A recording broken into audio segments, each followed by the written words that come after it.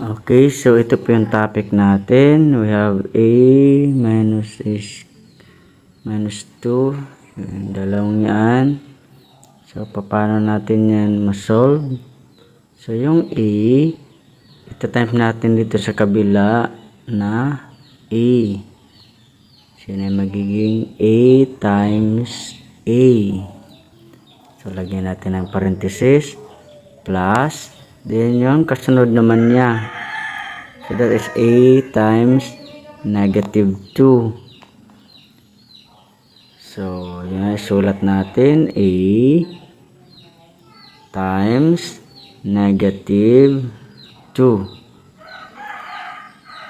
So, negative 2 ito para maging klaro. So, lagyan natin ng parenthesis. Medyo malabo lang siya. Kaklaro natin. Okay, so sunod, natapos na yung unang term dito naman sa ilalim, that is negative 2 times a. Sulat natin negative 2 times a. So a plus yung kahulihan. So, negative 2 dito naman sa dulo. That is negative 2 din. Okay.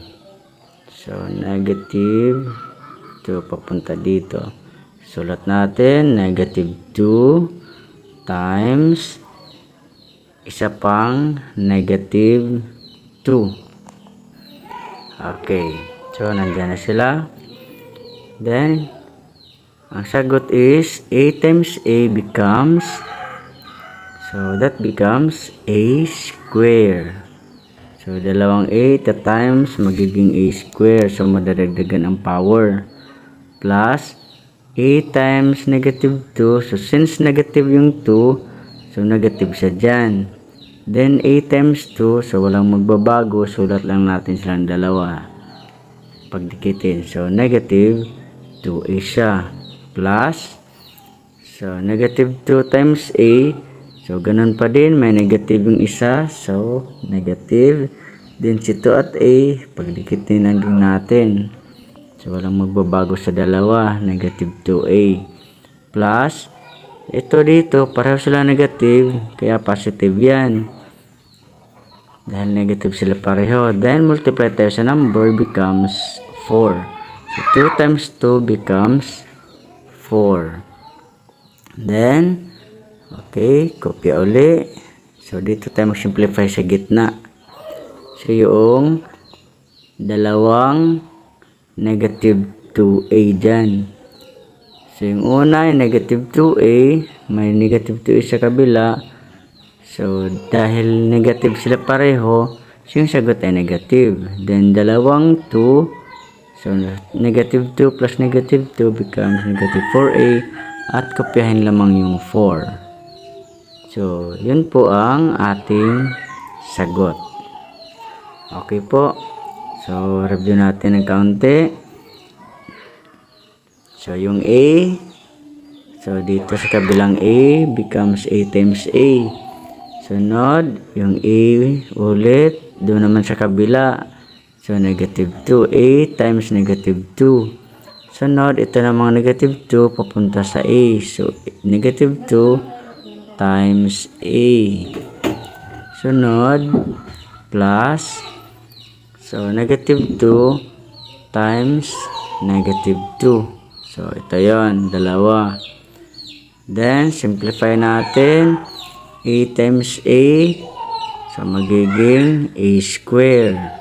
Since, ipa-plus natin yung dalawang power niya na 1. Kaya nagiging 2. Dito naman, a at saka negative 2. So, negative yung 2. Kaya negative makikita natin dyan. Then, 2 times a becomes 2a. Then, plus. Then, ito, negative 2. Tapos may a. So, negative pa din. Then, 2a. Sulat lang natin. Then, negative times negative becomes positive. Then, 2 times 2 becomes 4. Then, Itong kaunahan, hindi natin gagalawin since ang kailangan simplify natin ay yung gitna. Itong dalawang ito. So, negative 2 dito, plus negative 2 pa dito. So, magiging negative 4. So, yung number ang lumalaki o dumadami. Since negative 2 at negative 2. So, dadami siya. Kaya magiging negative 4a. Then, dito sa dulo, so, wala na, kundi kopya na lamang. Yung 4, so plus 4. So, yan po ang ating final na sagot.